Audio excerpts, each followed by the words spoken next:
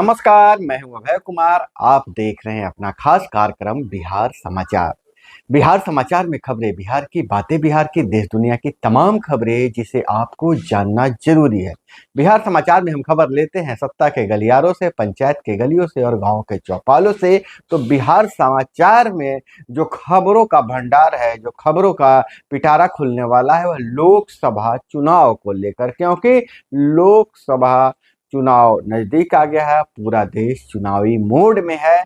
लेकिन उससे पहले हम खबर डालें नियोजित शिक्षकों के हवाले से, और शिक्षकों के हवाले से। तो के पाठक के आदेश से शिक्षक समुदाय में काफी आक्रोश है। जहां एक तरफ के पाठक लगातार जो है सो तरह तरह के आदेश निकाल रहे हैं। अब सोशल मीडिया पर शिक्षकों ने जो आदेश का विरोध करते हुए पोस्ट डाला था, उस पर भी कार्रवाई की आदेश जारी कर दिया गया है। वही शिक्षा विभाग के हवाले से जो के पाठक और राजभवन में जो गतिरोध था, उसे समाप्त कर लिया गया है। अब शिक्षा विभाग के बैठक में कुलपति भी शामिल होंगे।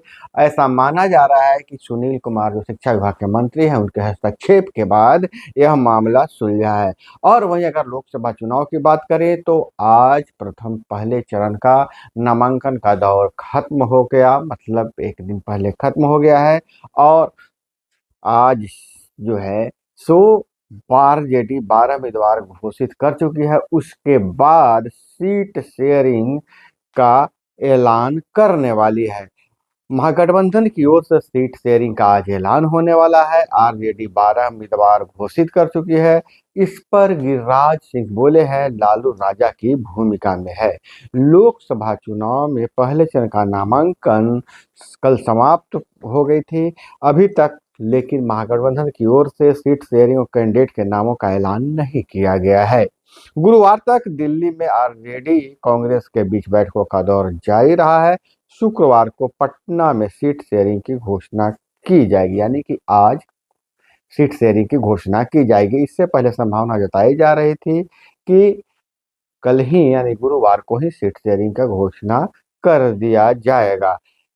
लेकिन आज दोपहर 12:15 बजे पटना स्थित राष्ट्रीय जनता दल के कार्यालय में महागठबंधन की ओर से प्रेस कॉन्फ्रेंस आयोजित की जाएगी।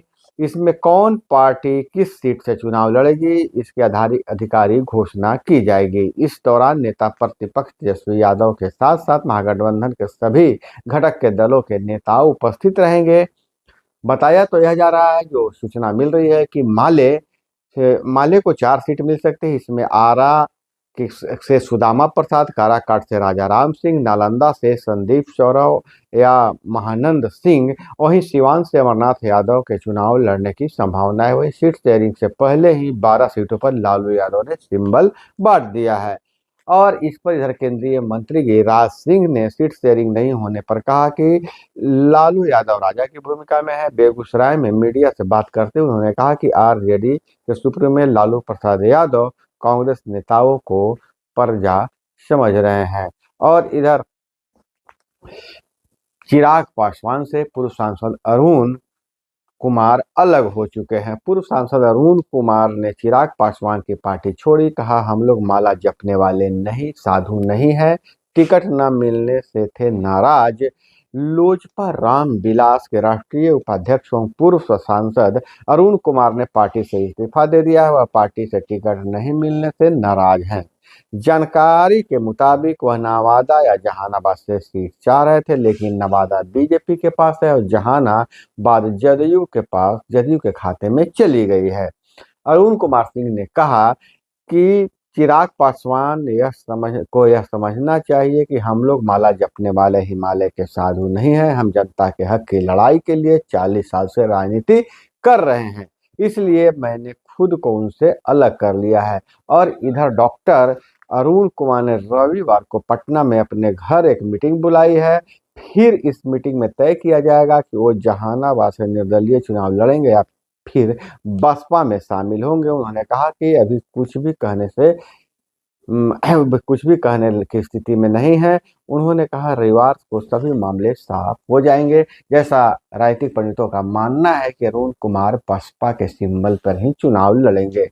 और वहीं चिराग पासवान के जीजा आज जमुई से नामांकन कर दिया है। चिराग पासवान के बारे में सम्राट चौधरी ने कहा कि चिराग पासवान मेरे छोटे भाई हैं, उनके बहनोई मेरे भी बहनोई हुए। जमुई में सम्राट चौधरी बोले, महागठबंधन प्राइवेट लिमिटेड कंपनी है जिसे एक व्यक्ति चला रहा है। वहीं जमुई में कल लोकसभा चुनाव के नामांकन का आखिरी दिन एनडीए के प्रत्याशी चिराग पासवान के बहनोई अरुण भारती के समर्थन में उनके नामांकन के दिन जमुई पहुंचे बीजेपी के प्रदेश अध्यक्ष डिप्टी सीएम सम्राट चौधरी, विजय सिन्हा, श्रवण कुमार, उपेंद्र कुशवाहा ने एक ही मंच पर एनडीए के प्रत्याशी अरुण अरुण के पक्ष में वोट मांगा। और इधर जहां उन्होंने जनता को भारी मतों से विजय बनाने का जनता से समर्थन मांगा, इस दौरान सम्राट चौधरी ने कहा कि मैं जमुई लोकसभा का वोटर हूं। चिराग से ज्यादा चिराग पासवान के बहनोई को इस बार जमुई लोकसभा से चुनाव लड़ रहे हैं, ज्यादा वोट मिलेगा। उन्होंने कहा कि 5 लाख वोट से जिताकर संसद में भेजेंगे, नरेंद्र मोदी का हाथ मजबूत करेंगे। वहीं एआईएमआईएम का ने लालू यादव को तगड़ा झटका दे दिया है, शहाबुद्दीन की पत्नी को समर्थन दिया है। प्रदेश अध्यक्ष बोले, हिना निर्दलीय लड़ेंगी तो हम समर्थन देंगे, अब 15 सीटों पर प्रत्याशी। ओवैसी की पार्टी ऑल इंडिया मजलिस ए इत्तेहादुल मुस्लिमीन ने राजद सुप्रीमो लालू प्रसाद यादव को बड़ा झटका दिया है। पार्टी सिवान के बाहुबली रहे दिवंगत शहाबुद्दीन की पत्नी हिना शहाब को लोकसभा चुनाव में अपना समर्थन देगी। पार्टी अब 11 की जगह 15 प्रत्याशी उतारेगी। और वहीं पप्पू यादव ने इमोशनल कार्ड खेला है। उन्होंने कहा कि पूर्णिया मेरा घर है, सुसाइड कर लूंगा लेकिन पूर्णिया नहीं छोड़ूंगा। कांग्रेस नेता पप्पू यादव बोले, लालू ने मधेपुरा का ऑफर दिया था, अब कांग्रेस तय करे। बिहार में महागठबंधन के अंदर सीट शेयरिंग को लेकर पेच फंसा हुआ है। आज पहले चरण के नामांकन के अंतिम दिन है, लेकिन अब तक सीट शेयरिंग को लेकर सीट बंटवारे का फार्मूला सामने नहीं आया है। इसी बीच कांग्रेस में अपनी पार्टी का विलय कर चुके पप्पू यादव ने राजद की टेंशन को बढ़ा दिया है। पप्पू यादव ने साफ तौर पर कहा कि वे किसी भी हाल में पूर्णिया सीट नहीं छोड़ेंगे।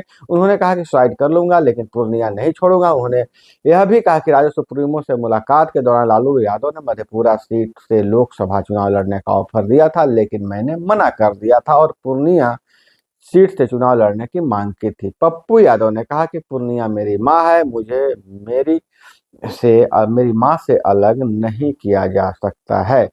मैं सीमांचल का बेटा हूं, मैंने अपने परिवार से भी कह दिया है कि पूर्णिया ही मेरे लिए सब कुछ है, अब कांग्रेस तय करेगा। और वहीं रक्षा मंत्री बोले, सरकार अग्निवीर योजना में बदलाव को तैयार है। आपको हम बता दें कि लोकसभा चुनाव में विपक्ष जहां अग्निवीर योजना को लेकर निशाना साध रही है, सेना को युवाओं की जरूरत है। कांग्रेस ने इसे चुनावी मुद्दा बनाया, कहा ये यूथ से धोखा है।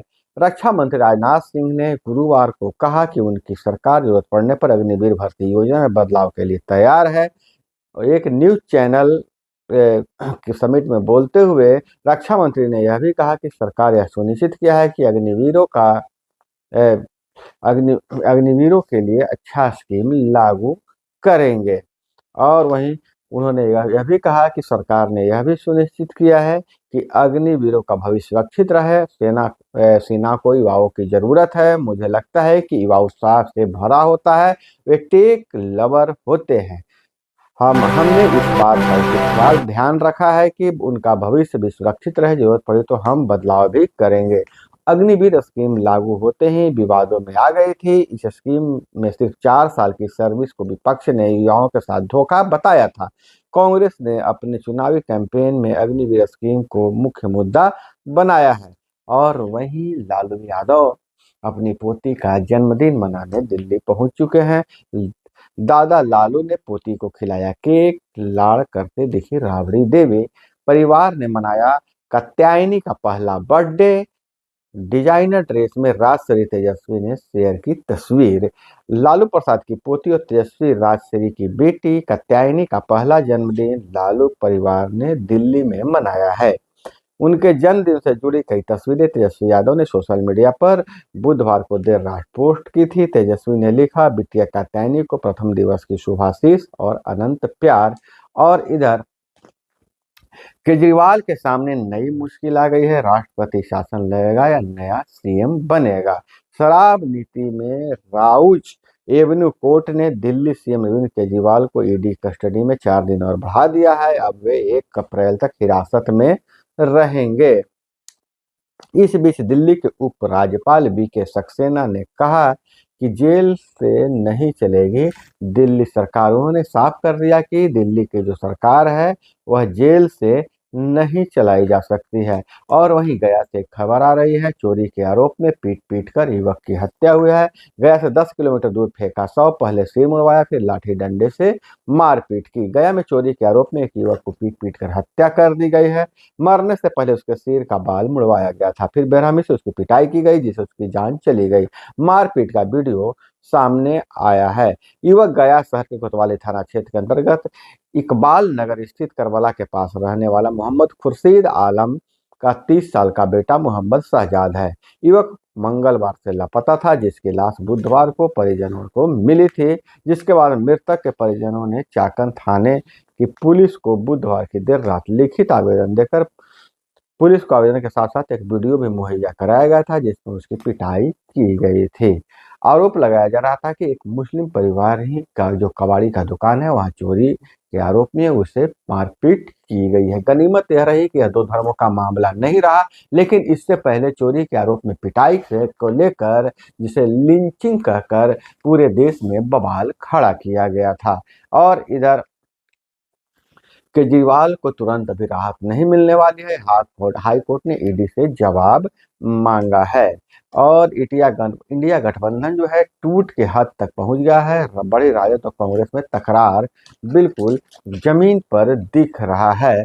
और इधर 19 करोड़ घरेलू महिलाओं को पेड वर्कफोर्स में लाने की तैयारी ताकि जीडीपी में 12% वृद्धि हो। महिला वंदन योजना लागू होगा देश में पहली बार महिला केयर गिवर इकोनॉमी पर श्वेत पत्र तैयार किया गया है। और असम सरकार में सहयोगी दल के नेता नोटों की गड्डी के संग सोता दिखाई दे रहे हैं। और वहीं चीन ने पाकिस्तान को दो टूक कहा है कि सुरक्षा में आप फेल हैं, हम अपनी सेना लगाएंगे। हम आपको बता दें कि इससे पहले चीन के 5 इंजीनियरों की हत्या कर दी गई थी। तो दोस्तों यह थी वो तमाम खबरें जिसे आपको जानना जरूरी था। इसी तरह से खबरों के लिए जुड़े रहिए हमारे साथ। चैनल पर नए हैं तो चैनल को सब्सक्राइब कर लीजिए। वीडियो पसंद आए तो लाइक जरूर कीजिएगा। मिलते हैं अगले वीडियो में। जय हिंद, वंदे मातरम।